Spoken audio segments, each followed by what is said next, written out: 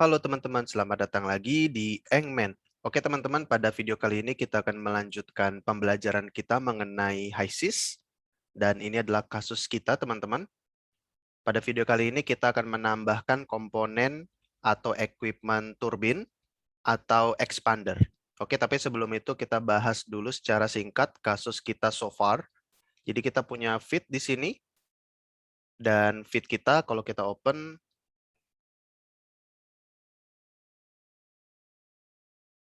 kita pergi ke properties dan composition. Nah, teman-teman dapat lihat dalam feed stream kita punya gas metana, amonia, hidrogen, karbon monoksida, karbon dioksida, dan H2O. Kemudian dia masuk ke dalam separator untuk memisahkan fasa vapor dengan fasa liquid. Fasa liquid akan masuk ke pompa. Oke teman-teman, jadi step di separasi ini penting sekali supaya tidak ada vapor yang masuk ke dalam pompa karena akan menyebabkan kerusakan pompa, kavitasi, efisiensinya berkurang, dan lain sebagainya. Jadi kalau teman-teman kembali ke feed stream, lihat condition, kita punya fase vapor, dan kita punya fase cairnya, aqueousnya teman-teman. Jadi kalau teman-teman masuk kembali ke feed stream, dan melihat kondisi dari feed kita, pada vapor phase fraction ini kita melihat ada sebagian yang menjadi vapor, ada yang berada dalam kondisi aqueous fasanya teman-teman. Nah ini yang perlu kita pisahkan dulu. Jadi setelah keluar dari separator, kita cek di liquid stream. Nah, kita hanya punya fase cairnya saja, aqueousnya saja, teman-teman. Sementara keluaran atasnya, ini kita hanya punya vapor. Oke, jadi so far so good.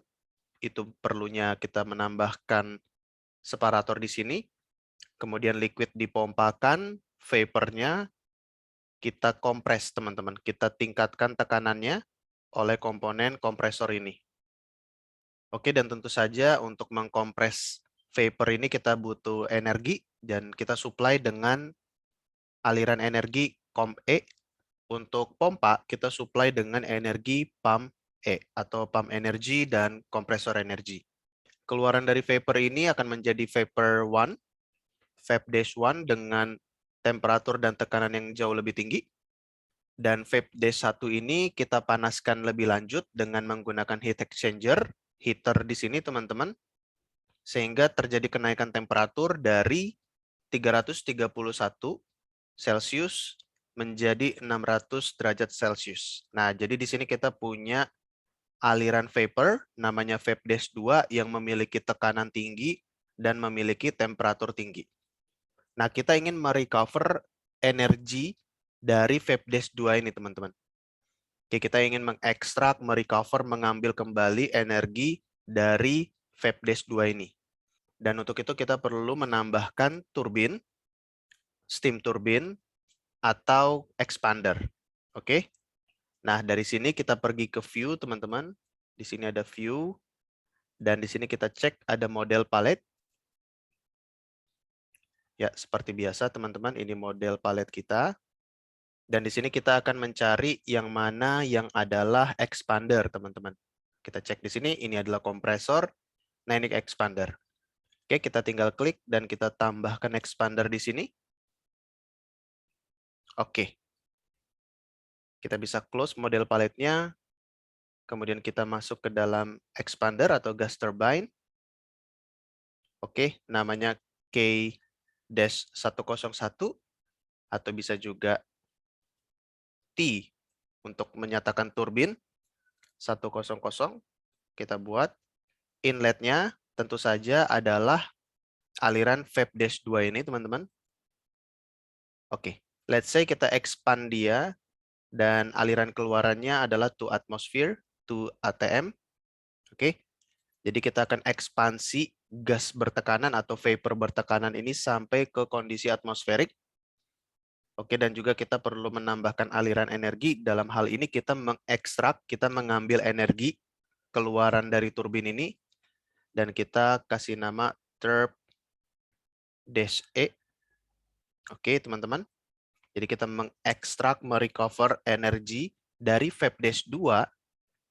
Kita mengekstraknya dengan menggunakan turbine ini. Oke. Ini adalah connection, dan kita bisa cek ke parameter. Seperti biasa, teman-teman, kita punya default efficiency, isentropic efficiency 75%. Dan seperti biasa, teman-teman, kita punya default efficiency, ya, isentropic efficiency 75%. Dan misalnya ini adalah real case, teman-teman betul-betul menghandle steam turbine atau vapor turbine, dan teman-teman tahu existing turbine itu berapa efisiensinya, baik itu baru atau sudah existing. Nah, ini bisa dipakai real number-nya, real value-nya ke dalam bagian yang ini. Oke, tapi kita leave it as it is dulu. We use this default efficiency. Oke, jika teman-teman juga ingin menspesifikkan berapa duty yang ingin diekstrak dari turbin ini, bisa juga dispesifikkan value-nya di sini.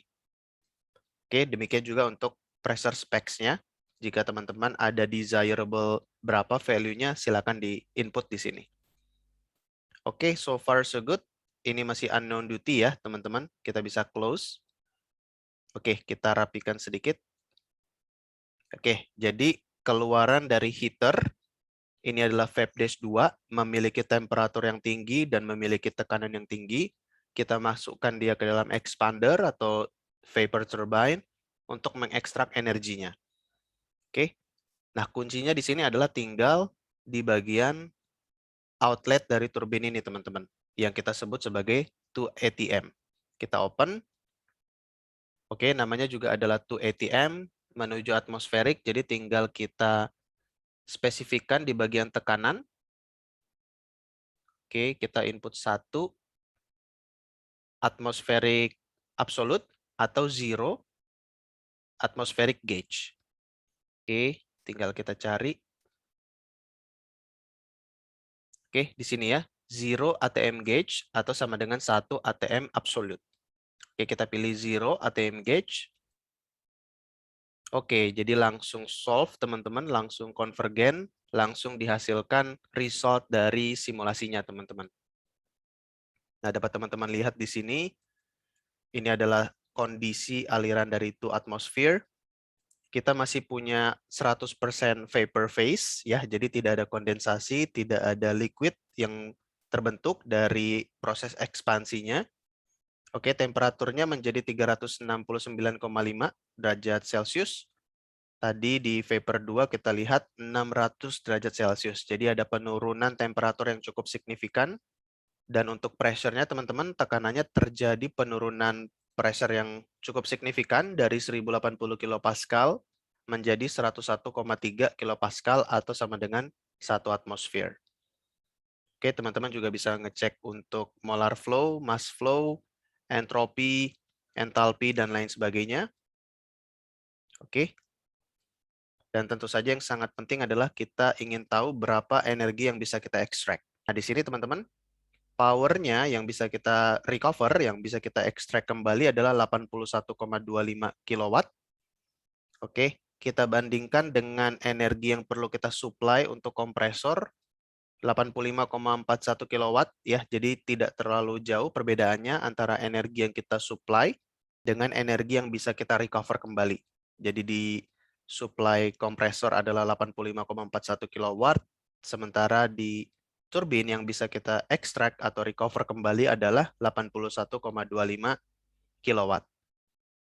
Oke, jadi ini adalah kasus kita, teman-teman. Tapi sebenarnya ada juga kasus yang lebih real, yang analog, yang mirip dengan kasus ini. Misalnya kita punya fuel, teman-teman. Kita punya fuel, kita ambil bagian vapornya, fase vapornya dari fuel kita. Kemudian mirip seperti proses ini, kita kompres. Oke, kemudian dia dimasukkan ke dalam burner gitu ya, teman-teman, dipanaskan, terjadi reaksi kimia di situ, dan flue gasnya, gas keluarannya pasti memiliki tekanan yang besar dan temperatur yang besar juga gitu ya, teman-teman, setelah melalui proses reaksi pembakaran. Dan keluaran dari burner, keluaran dari reaksi pembakaran itu tentu saja memiliki energi yang tinggi, temperaturnya tinggi, dan tekanannya juga tinggi, dan kita bisa merecover energi tersebut dengan menggunakan gas turbine. Jadi kalau di kasus kita ini adalah vapor turbine atau steam turbine, kalau di kasus yang barusan, yang fuel, itu kita pakai menggunakan gas turbine. Ya, jadi sama juga prosesnya seperti ini, kita mengekspansi aliran vapor atau aliran gas untuk mengekstraksi, merecover kembali energi yang terkandung di dalamnya. Oke teman-teman, that's all pembelajaran kita mengenai HYSYS untuk kasus kali ini. Thank you so much for watching. Jangan lupa untuk subscribe, like, dan share ke teman-teman kalian. Dan sampai jumpa ke kasus-kasus HYSYS berikutnya. Thank you.